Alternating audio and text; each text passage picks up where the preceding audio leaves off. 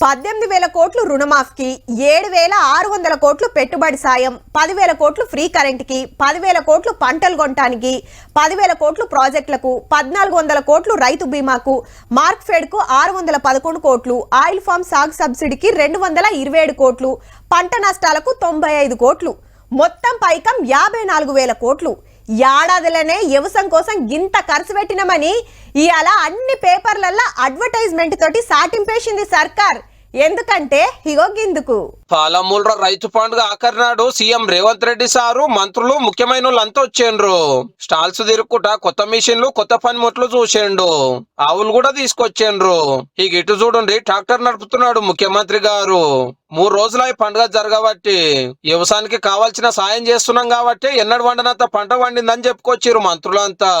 153 లక్షల టన్నులు అత్యధికం ఈ రోజు రాష్ట్రంలో ఉత్పత్తి జరిగింది. మరి కాలెక్షన్ లేదే, మేడిగడ్డ లేదే, అన్నారం లేదే, సుందెడ లేదే. ఇవాళ ఇంకో 3,13,000 మంది బ్యాంకు లోన్లు సుక్తా చేసింది గవర్నమెంట్. 2,747 కోట్లు మాఫీ అయ్యింది. పాత గవర్నమెంట్ 10 ఏళ్లలో చేసింది మిత్తిలకే పోయింది అన్నాడు. 25 లక్షల రైతు కుటుంబాలకు 21,000 కోట్ల రూపాయల రైతు రుణమాఫీ మొదటి సంవత్సరంలో చేసిన ప్రభుత్వం. అప్పట్లో వరేస్తే ఉరి అన్నారు, మేము బోనస్ ఇస్తున్నాము, వాళ్ళకి మాకు ఇదే ఫరకు అన్నాడు సీఎం సారు. మీ ఖాతాలో 3 రోజుల్లోనే బోనస్ కనక వర్షం గలగల రాలుతుంటే బీఆర్ఎస్ వాళ్ళ గుండెల్లో పిడుగులు పడుతున్నట్టుగా ఉన్నది మిత్రులారా. మొన్న కలెక్టర్ మీద జరిగిన అటాక్ బీఆర్ఎస్ పార్టీ కుట్ర చేసి గిరిజనులను కేసులలో ఇరికిచ్చిందట. ఇవాళ నా దగ్గర కూతురు, సార్ నువ్వే ముఖ్యమంత్రి కేసులు దియని నేను చెప్పదలుచుకున్నా మా మిత్రులకు, మా సోదరులు.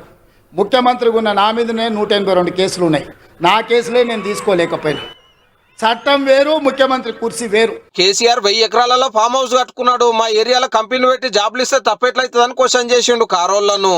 కొడంగల్లో పారిశ్రామిక వాడ ఏర్పాటు చేస్తా, 25,000 మందికి ఉద్యోగాలు ఇప్పిస్తుంది, నా బాధ్యత. ఇవాళ మీరు అండగా నిలబడితే 10 రూపాయలు ఎక్కువైనా ఇచ్చే శక్తి నా దగ్గర ఉంది.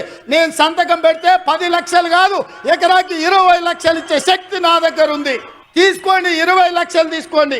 ఇంటికి పైసలు తెచ్చిచ్చే బాధ్యత మాది. నీ ఇంట్లో ఉన్న చదువుకున్న వాళ్ళకు, చదువు రానోళ్ళకు ఉద్యోగాలు ఇచ్చే బాధ్యత నాది. మల్లన్న సాగర్ 14 ఊళ్ళను ముంచిర్రు, వాళ్ళకి పైసలు కూడా చక్కగా ఇయ్యలేదని గరం అయ్యిండు. హరీష్ రావు గారు రా అసెంబ్లీకి. ఆనాడు భూమి కోల్పోయిన మల్లారెడ్డి చితిపేర్చుకొని కాల్చుకున్నప్పుడు నీ కన్నీళ్ళు ఎక్కడికి పోయినాయి? మేము పులులను చూసినాం, అడవిలో ఉండే మృగాలను చూసినాం, తొడేళ్లను చూసినాం. అన్నిటిని ఎదుర్కొని ఇంత దూరం వచ్చిన మానవ మృగాలు మీరెంత నాకు. పాలమూరు రైతు పండుగకు మంత్రులంతా వచ్చిర్రు కాబట్టి మా జిల్లాకు ఎక్కువ పైసలు ఇవ్వాలని గిట్లా నవ్వించిండు అందరినీ. సాగునీటి పారుదల శాఖ మంత్రి మన పాలమూరు ఆడబిడ్డను ఆయనకిచ్చి పెళ్లి చేసినాం. మరి ఆ రుణం అయితే వారు తీసుకోవాలి కదా. మల్లు రవి గారు ఇక్కడ ఎంపీగా ఉన్నారు. వీళ్ళు గుండెల్లో పెట్టి చూసుకున్నారు. మల్లు బట్టి విక్రమార్క గారు, మీరు సంతకం పెట్టేటప్పుడు జర ధైర్యంగా 2 సంతకాలు ఎక్స్ట్రా పెట్టుర్రు. ఇక దామోదర్ రాజనరసింహ గారు మన ఇన్ఛార్జ్ మంత్రి. నేను ఇష్టపడి ఆయన తీసుకొచ్చి ఇక్కడ పెట్టిన. ఎందుకంటే మనం ఏం అడిగినా ఏం అడగకుండా చూడకుండా సంతకం పెడతాడని. అంత మంచిగానే ఉన్నది కానీ రైతు భరోసా ఎప్పుడు ఇస్తారని అయితే చెప్పాలి. తప్పు సప్పుడు వినిపించాలి, గట్టిగా వినిపించాలి. ఎందుకంటే వాళ్ళకి ఎప్పుడైనా సంతకం పెట్టే ముందు మీ సప్పట్లు వినిపించాలి, మీ డప్పుల మూత వినిపించాలి. వాళ్ళ గుండెల్లో సంతోషం పరవళ్ళు తొక్కాలి. పాలమూరు జిల్లాకు నిధులు వరదై పారాలి.